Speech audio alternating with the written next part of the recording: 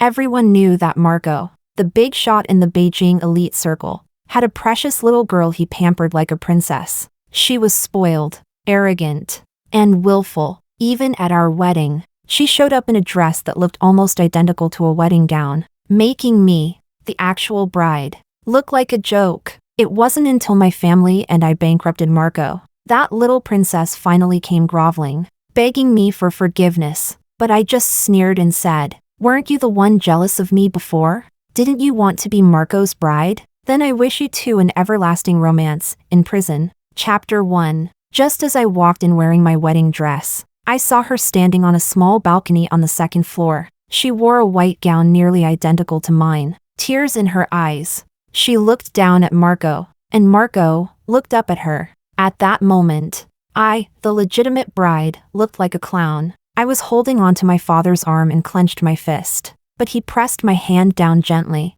The murmurs around me reached my ears.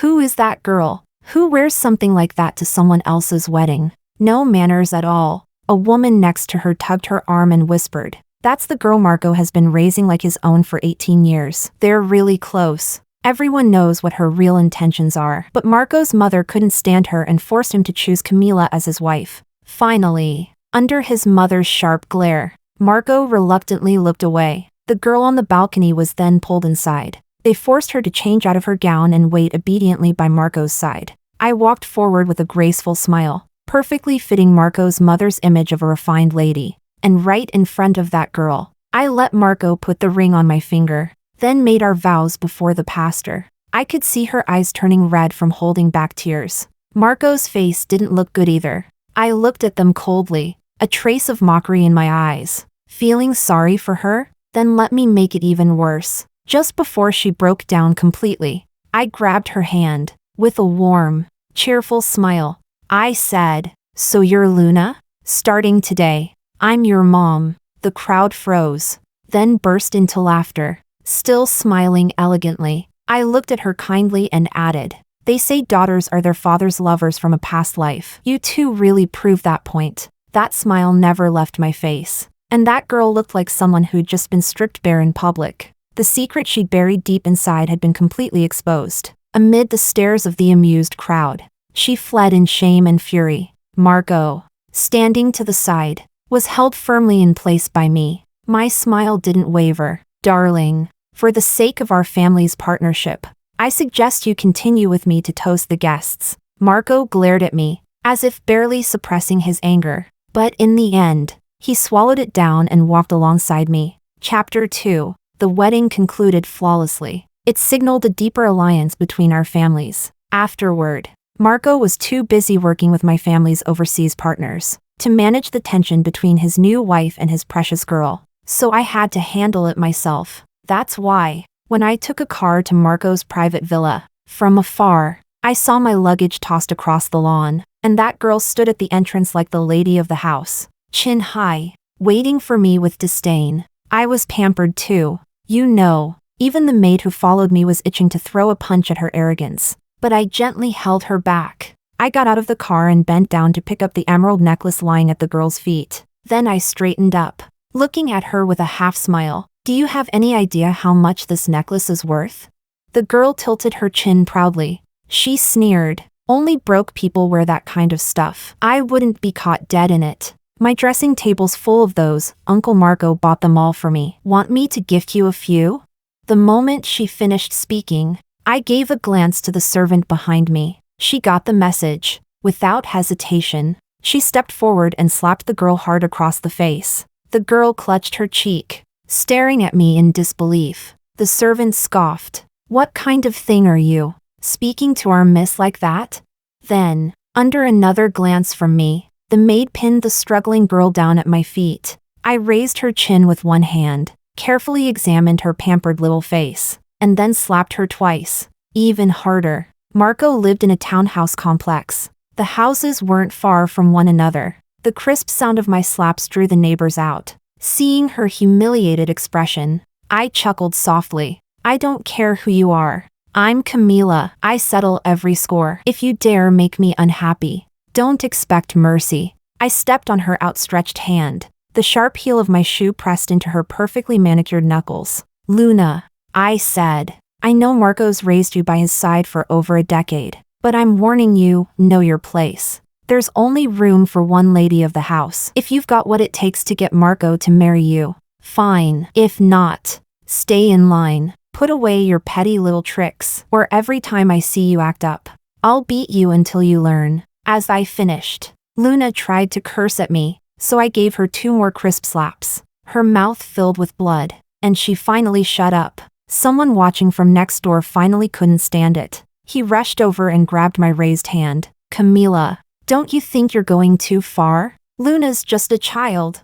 The moment I heard that, I changed the angle of my hand and slapped him across the face. As he covered his cheek in the exact same pose as Luna, I arched an eyebrow and sneered. Young master, I suggest you mind your own business. Luna's an adult. If you want to play house with her, that's your business. But I'm the real lady of this house. Disciplining an ungrateful brat is a family matter. What the hell does it have to do with you?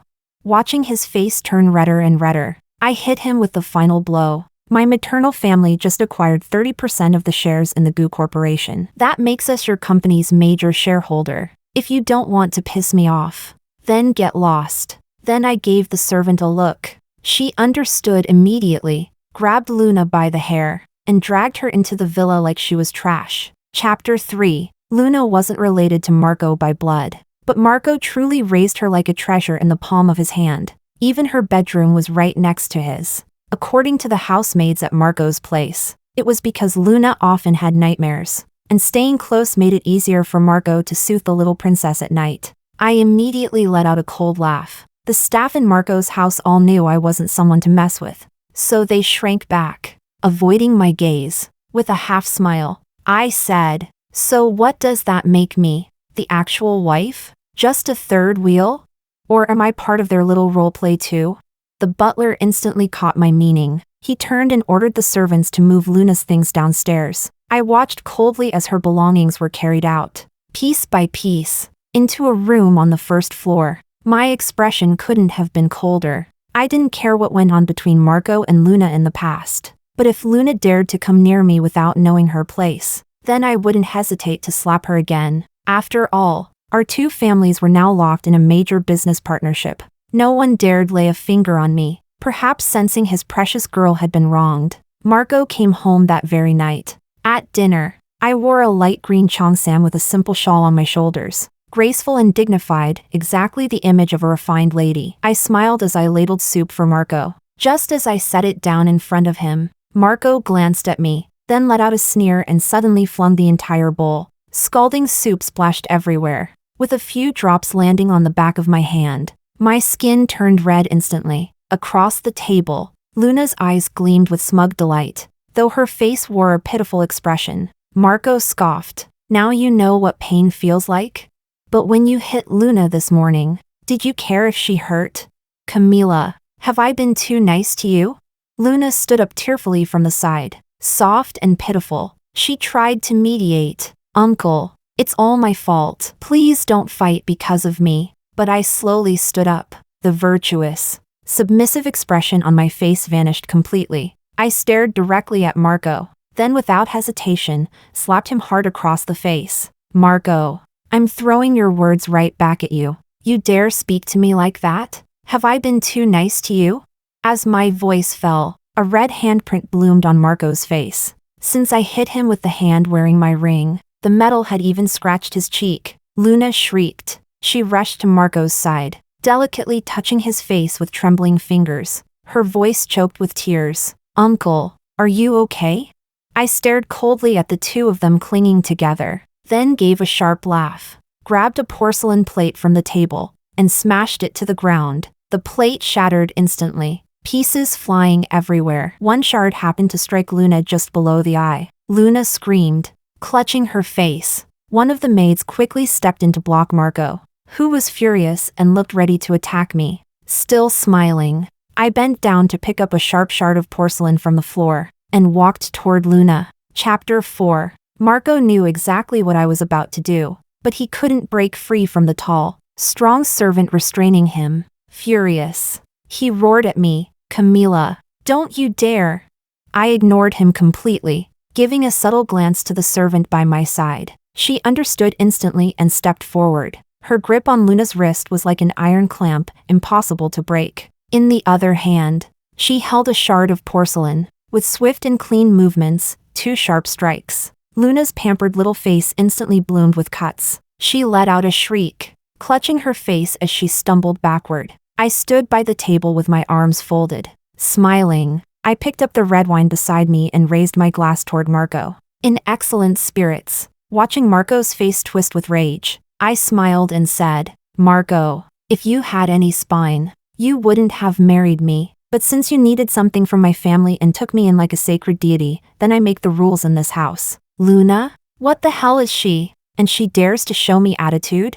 I patted down my qipao gracefully, then stood up, composed and elegant. "Let's call this the price for your little girl running her mouth. If she dares to do it again, I wouldn't mind turning her into a blind or deaf little doll." After saying that, I gave Marco a graceful nod, then turned around and left with my servants. While Marco and I were still arguing, one of the maids had already called the family's old estate. She reported that I'd been humiliated by Luna and that Marco had sided with her to bully me. The partnership between the two families had only just begun. Marco's mother, worried I might go crying to my family, immediately sent a car to fetch me. So by the time I'd finished throwing my warning at Marco, the chauffeured car was already waiting at the front gate. I left with my staff, without looking back even once. That night, after the old lady did her best to comfort me, she flew into a rage and declared she would go teach Luna a lesson herself. But I played the part of the understanding wife.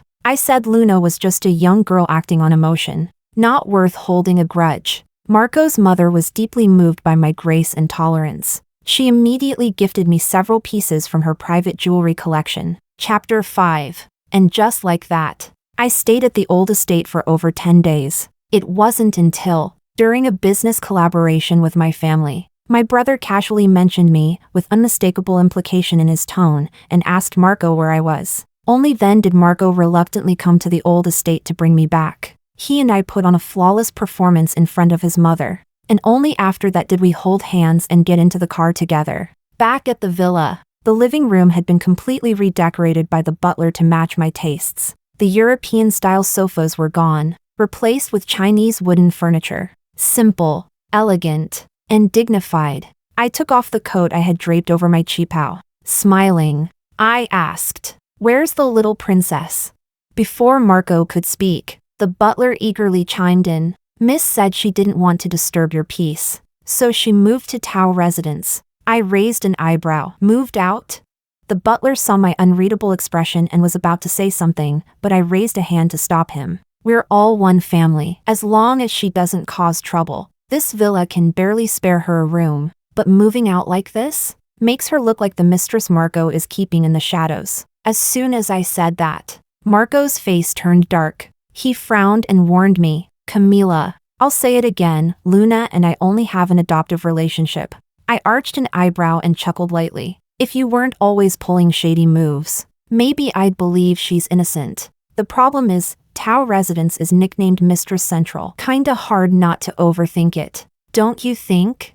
I covered my mouth and laughed mockingly. Poor Luna. Such a pure little girl. Her reputation in Beijing is going to be completely ruined. She might never get married now. When I said that, I caught the awkward, exposed look on Marco's face. If Luna was a clueless brat, then Marco and I were both seasoned foxes. We both knew exactly what the other was thinking. I couldn't even be bothered to dig into why Marco had sent Luna to Tao residence. Just thinking about it disgusted me. People around us didn't dare say anything, only out of fear of Marco's power and influence. But me? I'd already slapped his face. I sure as hell wasn't scared to insult him. In the days that followed, I wore a sarcastic smile while turning the entire villa upside down. I checked the household accounts, and even looked into the servants' backgrounds one by one. By the time Luna returned, the entire household had been whipped into shape by the official madam of the house, me. The maids all bowed their heads respectfully at my commands. Even Luna seemed to have taken Marco's advice to heart.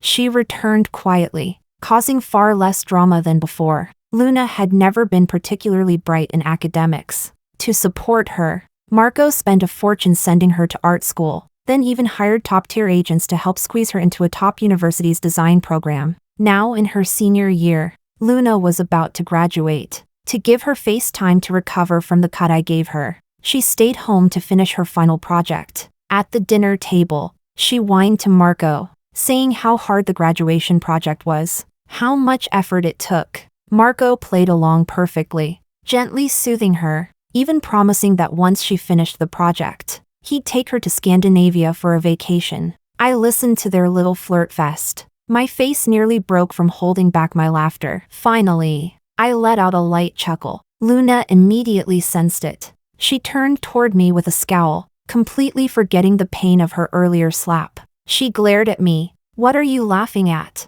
Are you mocking me for being bad at school? This is the graduation project for Jinghua Academy of Fine Arts. Can you even get in? Who are you to laugh at me?" As soon as she said that, my smile deepened, but I said nothing. Marco's face flashed with embarrassment. He was just about to speak, when the maid beside me, smiling with thinly veiled sarcasm, cut in. "Our miss also graduated from a prestigious university, and unlike some people, there's nothing fake about her degree. Don't project your own inferiority and judge a lady with such a petty little mind. That's just stupid." I glanced at Marco discreetly, then scoffed and looked away. Truth be told, everyone in my family graduated from a world-renowned university abroad. Without exception, it was common knowledge in Beijing's elite circles. But Luna didn't know that, which could only mean one thing: Marco was hiding it from her. Given his obsessive nature, there was only one explanation. Marco had deliberately cut off Luna's access to the outside world, so she'd cling to him like a parasite. We're all seasoned foxes. Who doesn't know what kind of twisted little games Marco plays? I know, sure, but it still makes me sick. Marco noticed the way I looked at him, like he was trash, and instantly grew uncomfortable. Chapter 6. Luna thought that provoking me would bring her punishment. She spent the whole day trembling in fear, waiting for my retaliation, only to see me change into a cocktail dress that evening. I was heading out with my servants, ready for a banquet. Before she could even sigh in relief, my casual instruction to the maid caught her attention. "Tonight Oscar will be there. Make sure Helen is properly introduced to him." The moment those words left my mouth, Luna sprang up from the sofa. She grabbed my wrist, her face pale with panic. "What did you just say? Oscar?"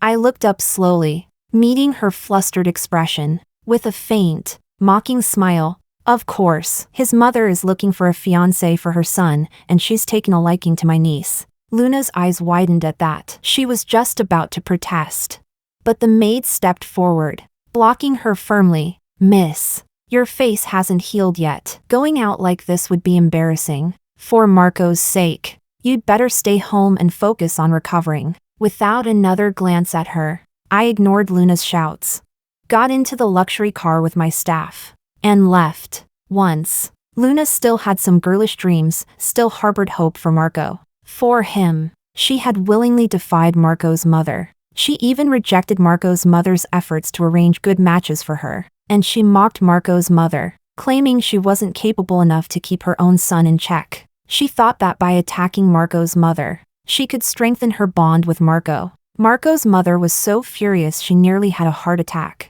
pointing at Luna's nose and calling her ungrateful on the spot. The entire elite circle heard about this scandal. Even Marco's younger uncle abroad joined in the gossip. Marco's mother could see clearly that Luna was trouble. If she ever became the official wife, the family would be ruined sooner or later. So, while negotiating with my family, she decisively picked me to be her daughter-in-law. From then on, Luna became the laughingstock of all Beijing. No respectable family would take in a foster daughter entangled with her adoptive father. Some rich young masters even joked, "Marry Luna? Isn't that like wearing a green hat in broad daylight?"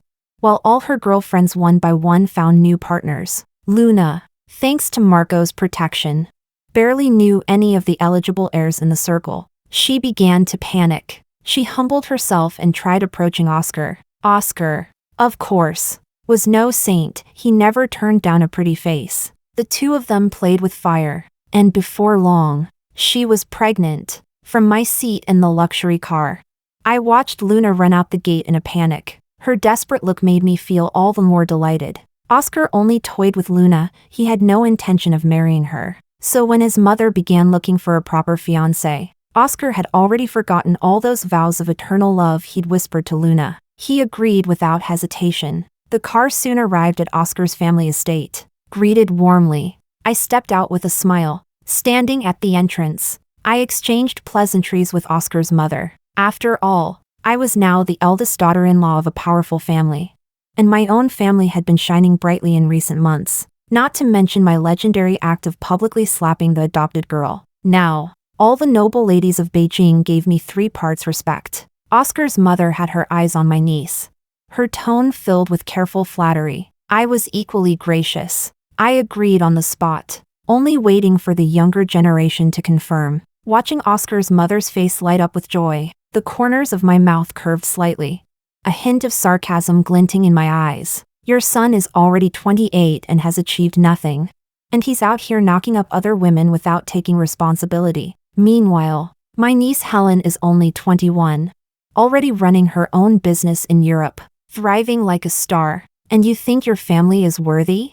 But I kept those thoughts to myself. On my face, the warm smile remained as I clasped her hand and said, "Don't worry, madam," I said with a gentle smile. Helen's flight was delayed. She should arrive at the banquet in about half an hour. Once the 2 kids meet, they can start building a connection. After that, I casually mentioned a few things about Helen's recent performance at her company in Europe. It hit the mark. Oscar's mother looked even more pleased than before. We chatted politely for a while longer. Then, a servant approached and whispered something in my ear. My eyes sparkled with amusement. I looked up and smiled at Oscar's mother. Speak of the devil, Helen's just arrived. Right on cue, a striking figure appeared at the entrance. It was Helen, dressed in a wine-red evening gown, radiant and confident. She walked in with flair, commanding the entire room. No se preocupe, señora. Daich con una sonrisa amable. El vuelo de Helen se retrasó. Debería llegar a la recepción en unos 30 minutos. Así los dos jóvenes pueden conocerse bien y empezar a cultivar su vínculo. Luego comenté, con tono casual, un par de logros recientes de Helen en su empresa en Europa. Fue un golpe certero. El rostro de la madre de Oscar se iluminó de satisfacción. Conversamos un rato más, con cordialidad. Entonces, una criada se acercó y me susurró algo al oído. Mis ojos se llenaron de brillo divertido. Levant la vista y le sonreí a la madre de Oscar. Justo a tiempo, mira quien llegó, Helen. Y tal como se la hubiera invocado. Una figura impresionante apareció en la entrada. Era Helen, vestida con un elegante vestido color vino. Lina de seguridad y carisma, haciendo su entrada como si fuera la dueña del lugar. Chapter 7. Seeing her future daughter-in-law so capable, Oscar's mother was absolutely thrilled, praising non-stop. Her only son of this generation was a spoiled, useless heir. If she could have such a competent daughter-in-law, the family's future would be secure. Helen and I exchanged a glance. Her peach blossom eyes curved into a smile as she gave me a subtle all-going-well signal. I understood immediately, then turned to Oscar's mother with a gracious smile. Madam, since Helen is here now, why not let the 2 young ones have a proper chat?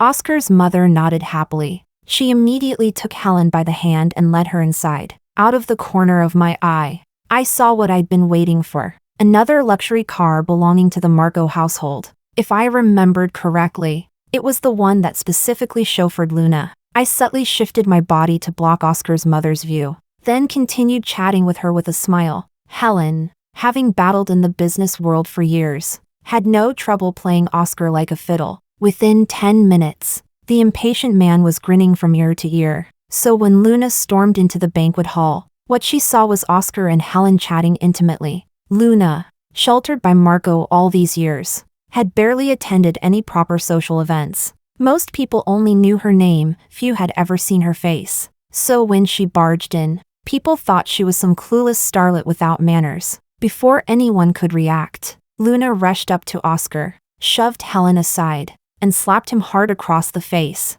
then pointed at him and shouted, "Oscar, you bastard! Didn't you say you were going to marry me? I'm carrying your child, and here you are flirting with another woman." The entire room gasped. Oscar's mother, hearing Luna's accusations, glanced at Helen, then snapped at her bodyguards. What? Are you all statues? Still standing there? Get this crazy woman out of here.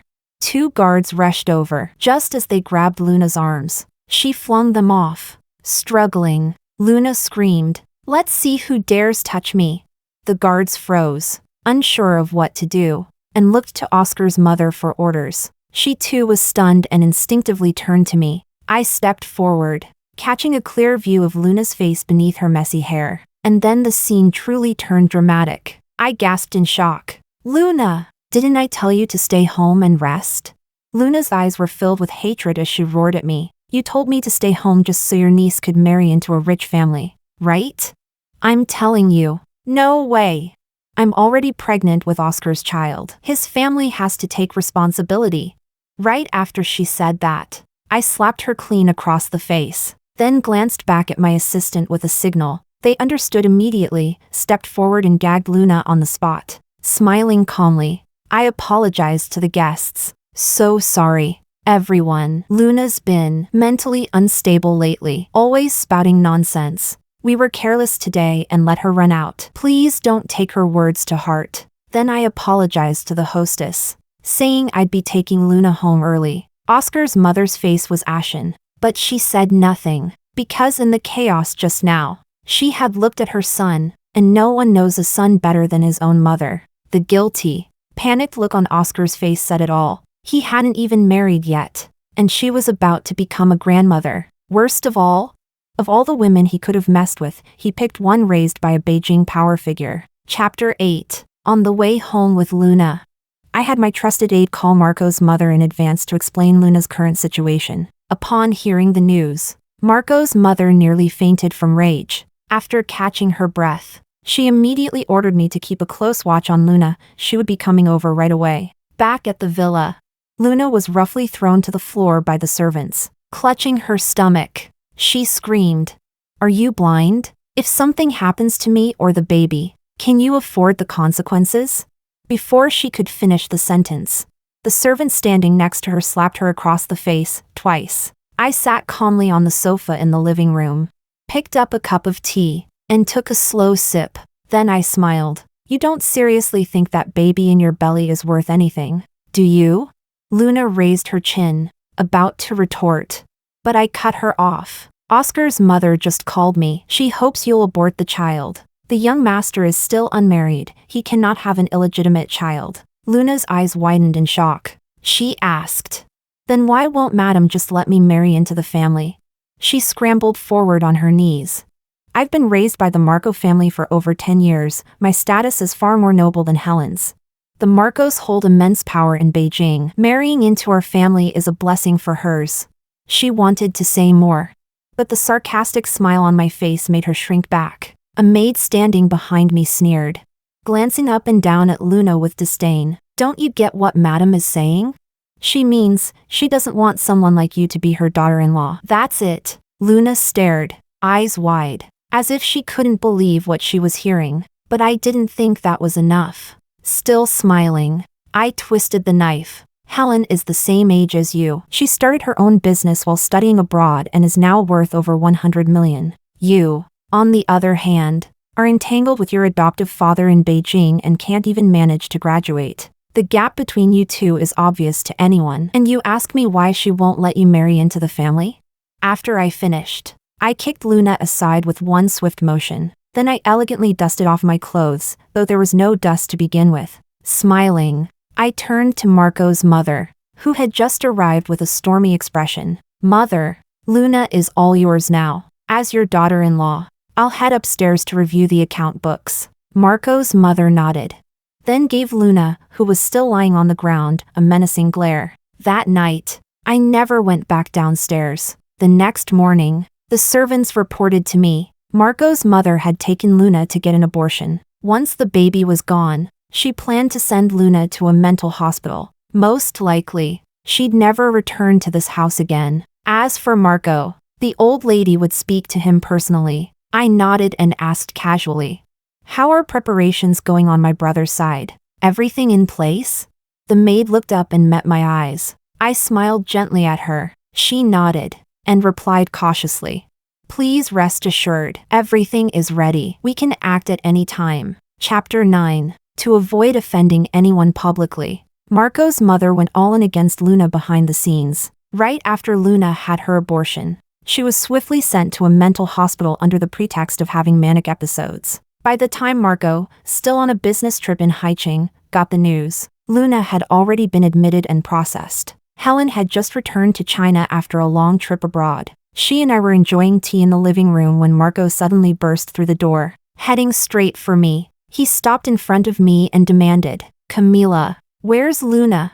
Holding my teacup, I looked up impatiently. "Didn't I already tell you on the phone? Your mom sent her to the loony bin." The words had barely left my mouth before Marco, in a fury, slammed the teapot onto the floor. Scalding tea splashed everywhere. Helen quickly stepped in front of me, shielding me protectively as she stared Marco down. This was the old madam's doing. "Don't go venting your anger on others. Miss Luna was the one fooling around with Oscar, and now you're throwing a tantrum at my aunt." Marco froze for a moment, seeing that he still hadn't processed what was going on. Helen added sharply, "Uncle-in-law, don't tell me you didn't know? Luna got pregnant with Oscar's baby and still deluded herself into thinking she could marry into his family. That's why your mother came down on her so hard." At that, I saw a look of stunned disbelief on Marco's face. I sneered. This arrogant man seriously believed his charm was so overwhelming that Luna would be content to play the adopted daughter fantasy with him for the rest of her life? I raised my teacup and took a slow sip with a smile, and then I watched Marco stagger toward the door. The butler, seeing how lost and shaken he looked, wanted to say a word of concern, but I shot him a look, and he retreated instantly. We watched as Marco grabbed the car keys from the entry table, then kicked out the driver and got in the car himself. Helen and I exchanged a look, and shared a knowing smile. The moment Marco starts driving himself, it won't be long before his family empire collapses. Chapter 10. Just as expected, Marco drove himself straight to the mental hospital where Luna was being kept. An hour later, I received the call. Marco's car had lost its brakes at a busy intersection in the development zone and crashed head-on into a fully loaded truck. Thanks to the high-end car's safety rating, Marco barely survived, but it was only survival. By the time the ambulance arrived, he had to be dragged out of the car, covered in blood and mangled flesh. The airbag had hit his face so hard that his nose had collapsed inward. I had already sent all the servants away. Helen and I exchanged a glance. I put on the perfect mask of a worried wife, feigning concern while asking frantically about Marco's condition. Helen, meanwhile, was calmly contacting my family, telling them to move quickly, while Marco was unconscious. It was the perfect window to reroute our clients and resources. By the time I got to the hospital, Marco had already been moved to the ICU. Outside the ward, Marco's mother was clutching a young nurse and wailing, begging the doctors to save her son's life. I rushed over with urgency, held her arm, and comforted her gently. "Mom, don't worry. Marco is blessed. He'll be just fine." Seeing me, her ever-reliable daughter-in-law, finally arrive, she clung to me as if she'd found her anchor. Grabbing my wrist, she demanded, why was Marco driving himself out to the development zone? And how could such an expensive car have faulty brakes?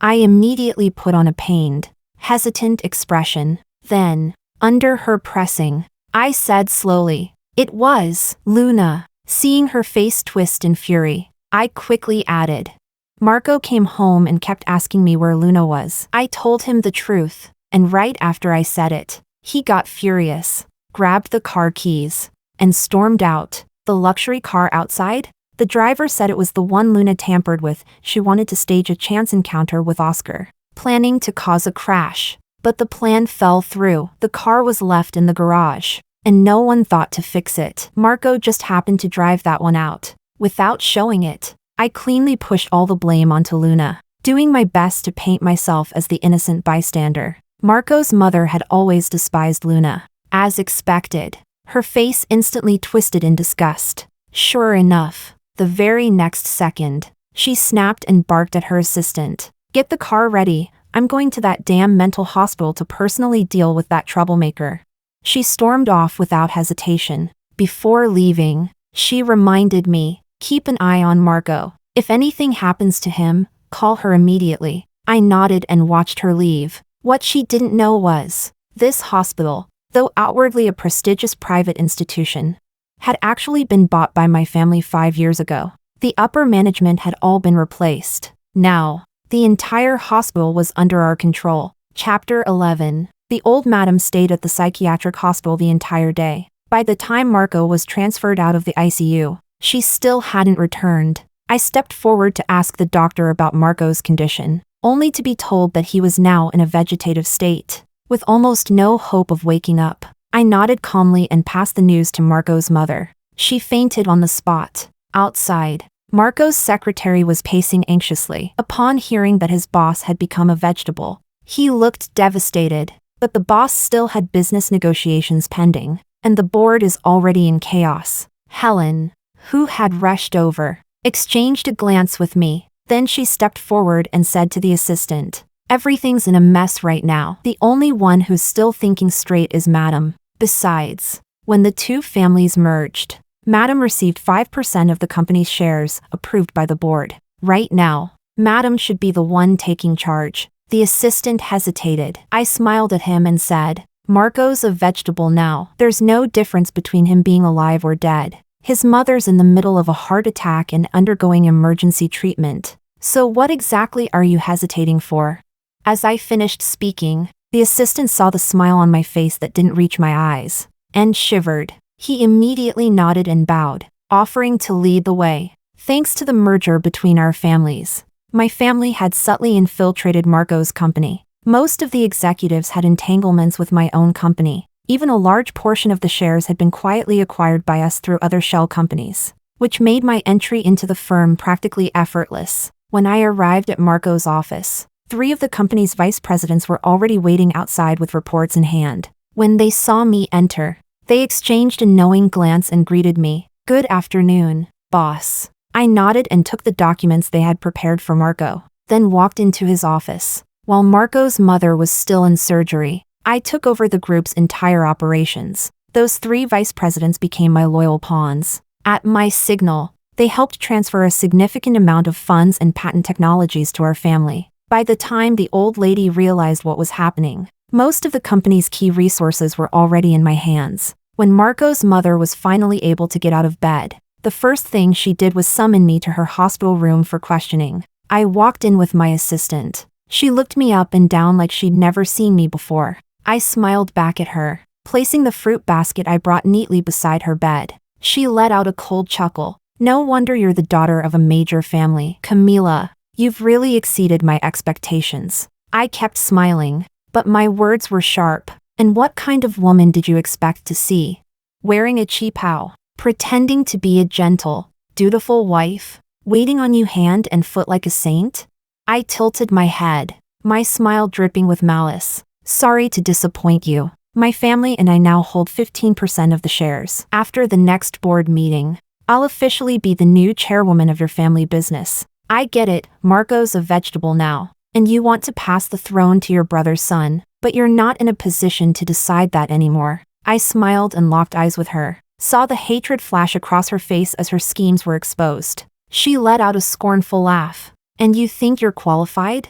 I didn't answer. I stood up, ready to leave. Before stepping out, I turned around and gave her a mock smile. "You'd better show up at the board meeting. I've prepared a special gift just for you." And with that, I slammed the door behind me, leaving Marco's mother alone in the room, screaming in rage. Chapter 12. Marco's mother was unwilling to let me take control of the family business. Before the shareholders' meeting, she privately contacted several major shareholders, but was turned away at every door. After all, compared to an aging woman clinging to power and close to her final breath, I, a young woman with ambition and vision, was the more obvious choice. Not to mention, I was Marco's wife. Technically, I was half part of the family already. So under Marco's mother's sharp, unwilling gaze, I successfully took the position of chairwoman of the group. In my second month as the woman in charge, I called a board meeting. At the meeting, I announced the appointment of the new company CEO, Marco's mother had originally planned to appoint her own family's useless son, but I vetoed him with a single vote, sitting at the head of the table in the boss's chair.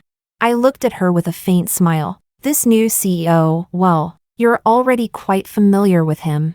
I personally recruited him from my own parent company's European division. Ivy League graduate, expanding markets in his 20s. Absolutely outstanding. After I spoke, I snapped my fingers. A young man standing by the door pushed it open and walked in with a smile. He greeted Marco's mother warmly. His face, astonishingly, looked about 70% like Marco's. Her pupils contracted. In her panic, she knocked over a paper cup on the table. How are you here? The young man tilted his head slightly, a deep and unreadable smile on his handsome face. Auntie, you don't recognize me? Doesn't a servant greet the lady of the house when he sees her? He paused, then gave a mock look of sudden realization. Perhaps you're just too used to playing house. The mistress really started thinking she was the madam. Huh?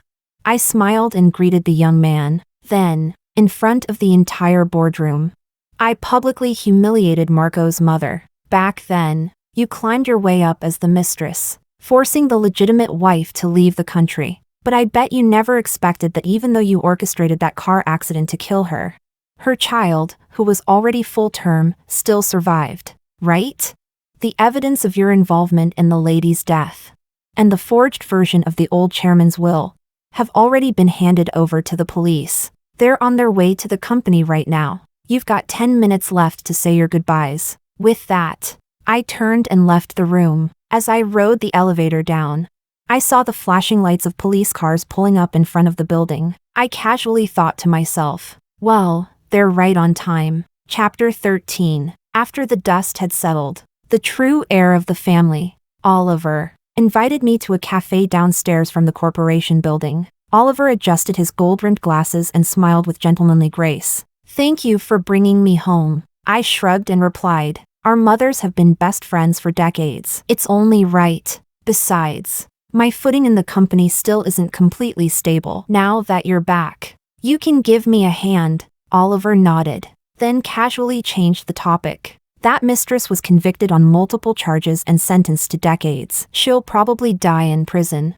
The inheritance and shares that originally belonged to me will be back in my hands soon. Camila, do we still have a chance? I looked at him, seeing the hesitation in his expression. Then I nodded slightly and took a sip of my coffee. I'm not divorcing Marco, as long as that dead husband of mine stays alive. My position as chairwoman remains rock solid. Being with you would mean giving up all those sky-high shares, only to be left with the empty title of wife. Oliver, you sure have a nice imagination. A helpless look crossed Oliver's face. You know that's not what I meant. I raised a hand, cutting him off. But that's what it would be. I need you to understand something very clearly. I'll never be your future wife. I'll be your future boss.